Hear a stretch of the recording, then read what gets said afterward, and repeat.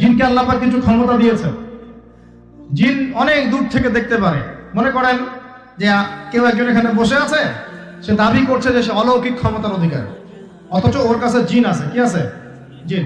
এখন আপনি শুনেছেন যে অমুক জায়গায় অমুক বাবা আছে, সে অনেক বড় ক্ষমতার অধিকার, যাই দেখি ওনার কি ক্ষমতা।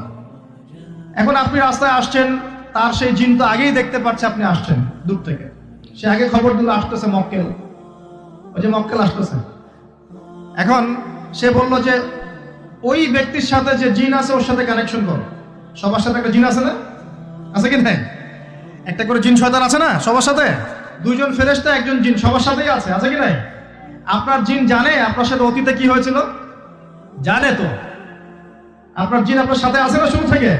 তাহলে আপনি 1 মাস আগে কি করেছেন আপনার জিন তো জানে। ও ভবিষ্যৎ জানে না, কিন্তু অতীত তো জানে। ও তো ভবিষ্যৎ জানে না, কিন্তু অতীতে আপনি কি করেছেন ও তো জানে না? এখন এই ওর সাথে এই কারিনের সাথে যোগাযোগ করছে। ওকে বলছে এই তো 1 মাস আগে অমুক মেয়ের পিছনে দৌড়াইছিল, এই 1 মাস আগে অমুক একটা মেয়ের পিছনে দৌড়াইছে, ওই মেয়েকে পাওয়ার খুব চেষ্টা করছে, কিন্তু 1 মাস আগে ব্যবসায়ী কাজ করছে, কিন্তু 1 মাস আগে ওই কাজ করছে। এখন আপনি হেঁটে হেঁটে আসলেন, এদিকে খবর পাস করা শেষ, এসে বললেন বাবা আপনার কি ক্ষমতা, আমি আপনার ক্ষমতার নিদর্শন দেখতে চাই। সেই বাবা এখন বলছে যে তুই তো সেই ব্যক্তি না, তোর নাম অমুক না? আপনি তো ভেবাচকা খেয়ে গেলেন। হ্যাঁ তাই তো, আমার নাম তো অমুক। তুই তো 1 মাস আগে এই মেয়ের পিছনে ঘুরছিস না? তাই তো, আপনি কেমন করে জানলেন? তুই 1 মাস আগে এই কাজ করছিস না? তাই তো, আপনি কেমন করে জানলেন? আপনার তো চোখ একদম আসমান উঠে গেল। বাপরে বাপ, সে তো আমার অতীতের সব বলে দেয়, তুই অমুক জায়গায় এটা পাপটা করছিস না? তুই এই জায়গায় ওটা লুকায় রাখছিস না? ব্যাস, আপনার মাথা খারাপ। জিনের উপাসনা করে মানুষ অনেকেই। আর জিনরা কি করে, অনেক সময় আসমানের কাছে যায় সংবাদ নেওয়ার জন্য। সূরা মুলক পড়েন, সূরা মুলকের 1ম পৃষ্ঠা পড়েন।